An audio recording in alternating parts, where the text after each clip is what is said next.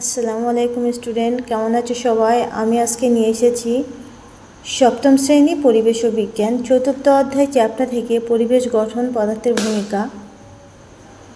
এই চ্যাপ্টার থেকে এমসিকিউ খুবই গুরুত্বপূর্ণ প্রশ্ন উত্তর। অবশ্যই তোমরা খুবই ভালো করে এগুলো প্র্যাকটিস করবে, এগুলো অবশ্যই খাতায় লিখে নাও।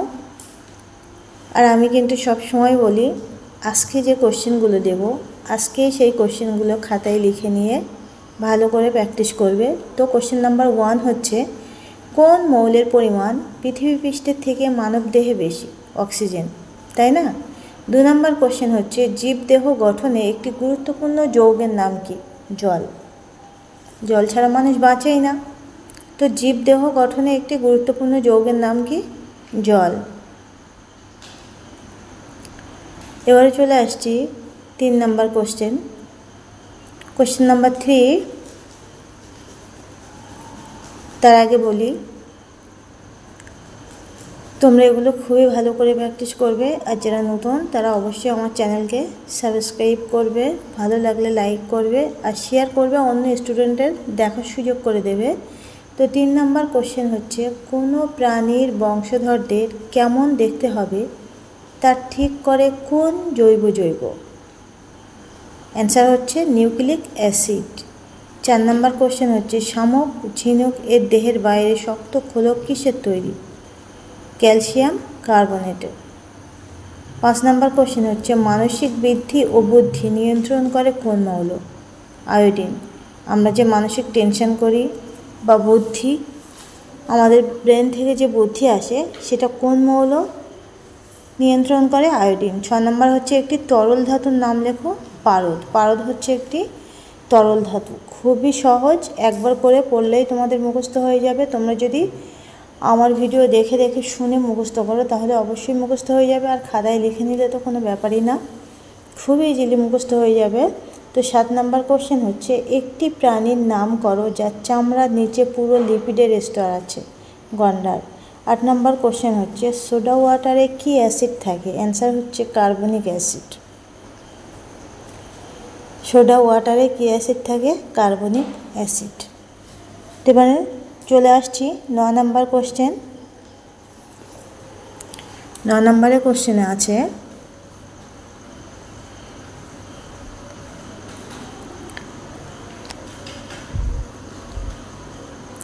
নম্বর কোশ্চেন হচ্ছে, পেশি কোষে কি জমা হলে পেশিতে ব্যথা অনুভূত হয়? অ্যান্সার হচ্ছে ল্যাকটিক অ্যাসিড। 10 নম্বর কোশ্চেন হচ্ছে, চায়ে কোন অ্যাসিড থাকে? Tannic acid. চায়ে কোন অ্যাসিড থাকে? অ্যান্সার হচ্ছে ট্যানিক অ্যাসিড। তোমরা এগুলো বলতে বানানগুলো খুবই ভালো করে ফলো করে যাবে, এগুলো খুবই সহজ, জ ফলা দিয়েই বানান বেশি। তোমরা অবশ্যই খুব ভালো করে প্র্যাকটিস করবে। এগুলো প্রশ্ন অ্যান্সার মুখস্থ হয়ে গেলে খাতায় লিখে তোমরা প্র্যাকটিস করবে। তো এবারে চলে আসছি 11 নম্বর কোশ্চেন। রসায়নের রাজা কোন অ্যাসিডকে বলা হয়? এটা কিন্তু খুবই ইম্পর্টেন্ট প্রশ্ন, যে রসায়নের রাজা কোন অ্যাসিডকে বলা হয়? অ্যান্সার হচ্ছে সালফিউরিক অ্যাসিডকে। 12 নম্বর কোশ্চেন হচ্ছে, ফল ছাড়া স্বাদে টক এমন একটি জিনিসের নাম লেখো। দই, তাই না? টক দই।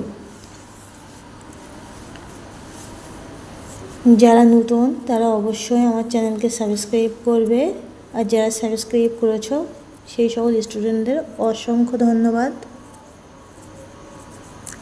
তোমরা এমন ভিডিও যদি রেগুলার প্র্যাকটিস করতে থাকো তাহলে ইনশাল্লাহ তোমরা অবশ্যই খুবই ভালো রেজাল্ট করবে।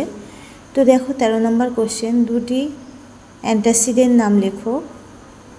জেলুসিল ও টায়োফল। 14 নম্বর কোশ্চেন হচ্ছে, ক্ষার ও ক্ষারকের কোন ধর্মের জন্য আলাদা করা সম্ভব? অ্যান্সার হচ্ছে জলের দ্রাব্যতা ধর্মের জন্য। তাহলে ক্ষার ও ক্ষারককে কোন ধর্মের জন্য আলাদা করা সম্ভব? জলের দ্রাব্যতা ধর্মের জন্য। এবারে চলে আসছি 15 নম্বর কোশ্চেনে, রক্তের স্বাদ কেমন? কেউ কখনো রক্ত খেয়েছো? খেতে গেলে অনেকে আঙুল জ্বলছে না? রক্তের স্বাদ কেমন? নোনতা। 16 নম্বর হচ্ছে, পিত্তরস ক্ষারীয় না আম্লিক প্রকৃতির?